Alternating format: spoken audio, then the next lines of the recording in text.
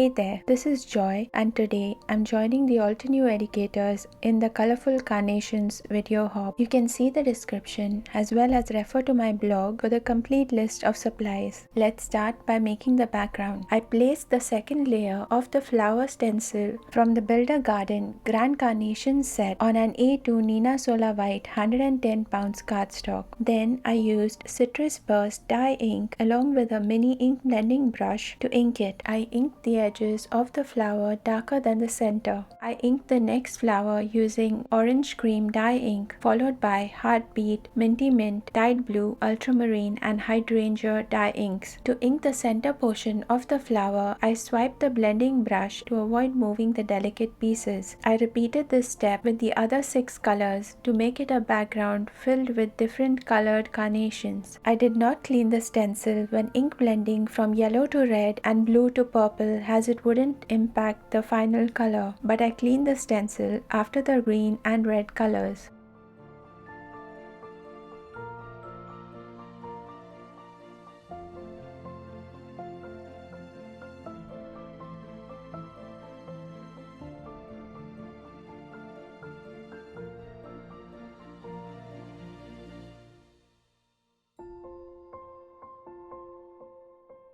Then I colored the first layer of the stem using Forest Glades dye ink. I masked the flowers while inking to avoid overlapping the images. This also helps to create more depth as some flowers appear to be in the front and some at the back. I repeated this process with all the flowers.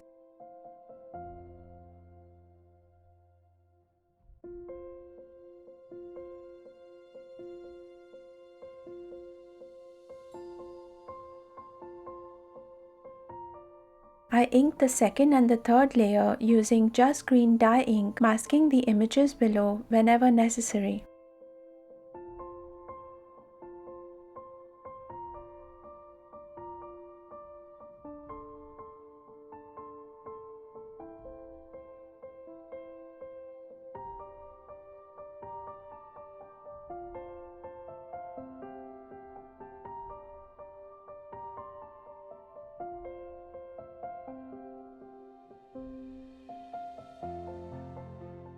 I squeezed the barrel of the jet black watercolor brush marker on a clear acrylic block and then dipped the brush in the color and splattered it on the cardstock.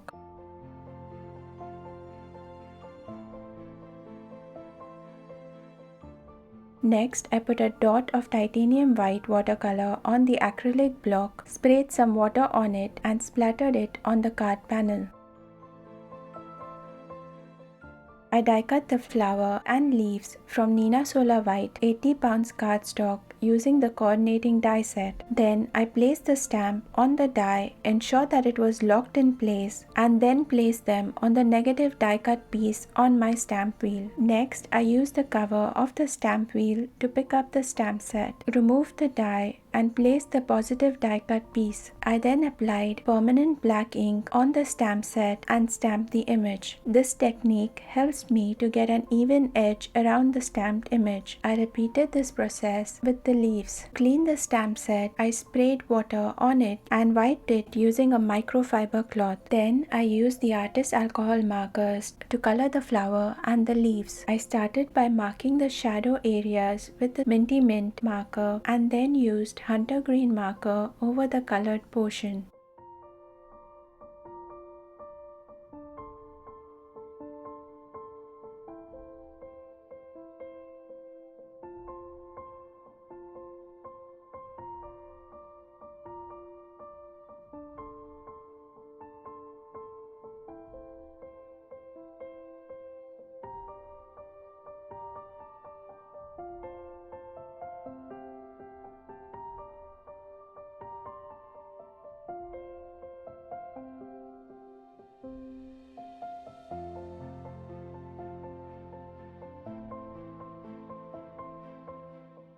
Next, I used just green marker followed by sweet leaf and minty mint markers. I repeated this process one more time.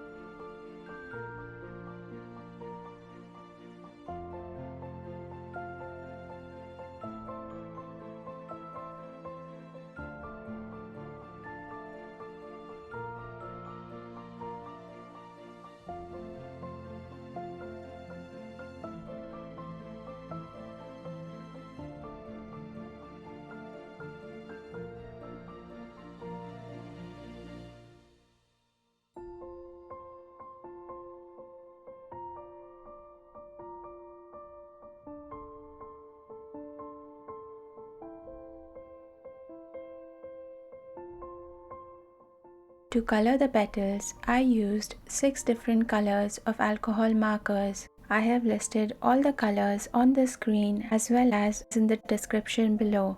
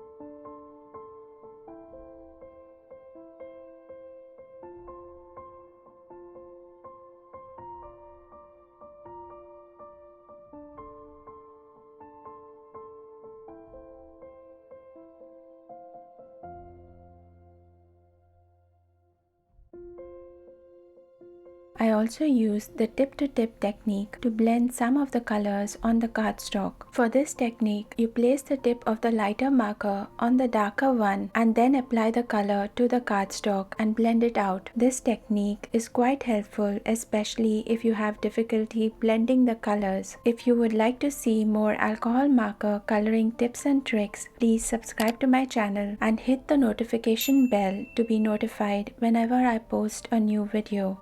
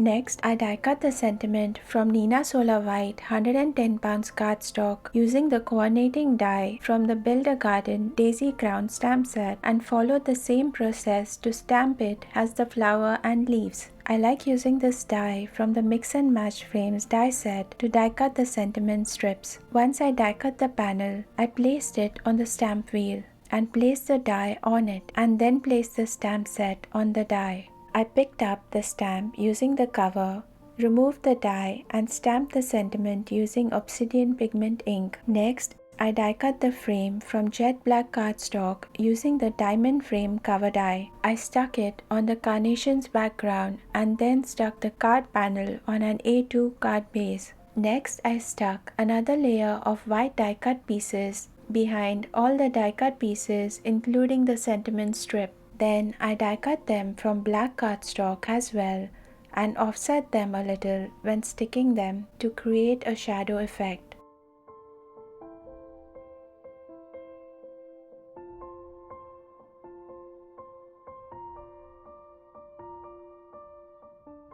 Then I stuck the images and sentiment on the card front using liquid glue.